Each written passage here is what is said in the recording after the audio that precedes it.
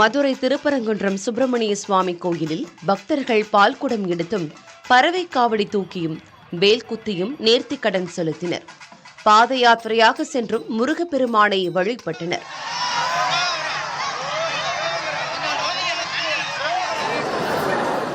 வைகாசி விசாகத்தையொட்டி சென்னை வடபழனி முருகன் கோயிலில் திருக்கல்யாண உற்சவம் நடைபெற்றது. மாங்கல்ய பூஜையுடன் நடைபெற்ற நிகழ்ச்சியில் ஏராளமான பக்தர்கள் கலந்து கொண்டனர். சங்கரன்கோவில் சங்கர நாராயண சுவாமி கோயிலில் சண்முகருக்கு சிறப்பு அபிஷேக ஆராதனைகள் நடைபெற இரவு சப்பர வீதி உலா நடைபெற்றது. இதில் ஏராளமான பக்தர்கள் பங்கேற்றனர். வைகாசி விசாக விழாவையொட்டி விருதுநகர் பராசக்தி வெயிலுக்கந்தம்மன் கோயிலில் பக்தர்கள் தீச்சட்டி ஏந்தி நேர்த்திக்கடன் செலுத்தினர்.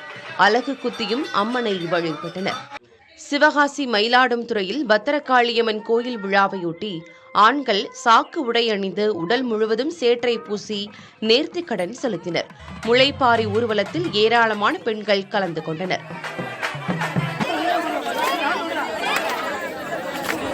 கடலூர் மாவட்டம் வேப்பூர் அருகே பொய்யனப்பாடி செல்லியம்மன் கோயில் தேரோட்டத்தில் ஏராளமானோர் பங்கேற்றனர். அப்போது மழை பொழிய அதில் நனைந்தவாறு தேரை வடம்பிடித்து இழுத்தனர்.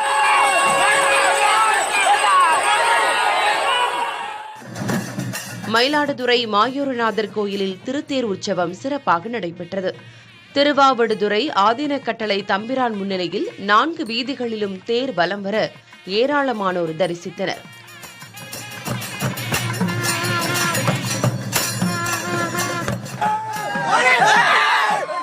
நாகை மாவட்டம் வேதாரண்யம் அருகே தென்னம்புலம் மழை மாரியம்மன் கோயிலில் வைகாசி பெருவிழா கோலாகலமாக நடைபெற்றது.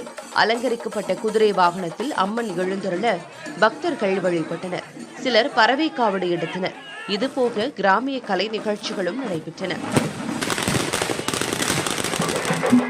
இதனிடையே திண்டுக்கல் மாவட்டம் தாடிக்கும்பு அருகே உள்ள புனித சலைத் மாதா தேவாலய திருவிழாவையொட்டி பக்தர்கள் மெழுகுவர்த்தி ஏந்தியவாறு முழங்காலிட்டபடி சப்பரத்தை சுற்றி வந்தனர். சிலர் அங்க பிரதட்சணம் செய்தனர்.